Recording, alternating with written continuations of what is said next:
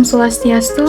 Assalamualaikum warahmatullahi wabarakatuh. Shalom, salam kebajikan, salam sejahtera bagi kita semua.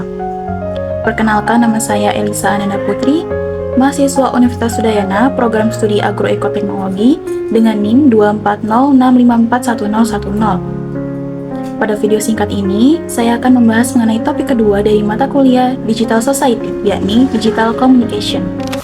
Sehari-hari kita bisa dengan mudah menemukan berbagai informasi, baik itu lewat televisi, artikel di internet, video di YouTube, sampai postingan di media sosial. Masalahnya, tidak semua informasi itu benar. Ada yang memang berdasarkan riset, ada yang dilebih-lebihkan, bahkan ada juga yang sengaja dibuat palsu atau bisa disebut dengan hoax. Literasi media berarti kemampuan kita untuk mengakses, memahami, dan menganalisis pesan dari berbagai media. Sedangkan literasi informasi adalah keterampilan untuk mencari, memilih, dan menggunakan informasi yang sesuai dengan kebutuhan.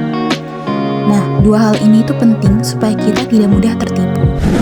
Ada 5 prinsip dasar literasi media dan informasi. Pertama, semua sumber informasi diperlakukan setara. Kedua, setiap orang punya hak untuk mengakses informasi. Ketiga, kita harus sadar bahwa informasi bisa mengandung bias. Keempat, semua orang berhak tahu dan berkomunikasi. Dan yang kelima, literasi adalah proses yang terus berkembang sehingga kita harus terus belajar. Adapun contoh aktual di bidang pertanian, banyak petani sekarang mencari cara budidaya lewat internet. Ada video yang bilang kalau menanam cabai dengan campuran air tertentu bisa panen berlipat ganda dalam waktu yang singkat. Kalau tidak berhati-hati, petani bisa percaya lalu mencoba, padahal informasi itu tidak berdasar secara ilmiah.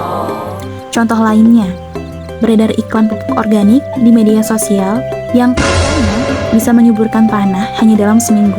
Padahal kalau dicek ke sumber resmi seperti Kementerian Pertanian atau penyuluh lapangan, ternyata klaim itu terlalu berlebihan. Nah, kalau kita punya literasi media dan informasi, tentu kita akan cek dulu kebenarannya. Apakah ada penelitian yang mendukung? Apakah ada pengalaman nyata dari petani lain? Apakah sumbernya jelas dan kredibel? Jadi, literasi media dan informasi bukan hanya penting buat mahasiswa, tetapi juga untuk petani dan masyarakat umum. Dengan kemampuan ini, kita bisa memilah dan memilih mana informasi yang benar-benar bermanfaat dan mana yang hanya sekedar hoax. Di era digital, kita perlu jadi pengguna media yang cerdas, kritis, dan bertanggung jawab. Dengan begitu, kita bisa ikut membangun komunitas digital yang sehat, sekaligus membantu pertanian Indonesia menjadi lebih maju.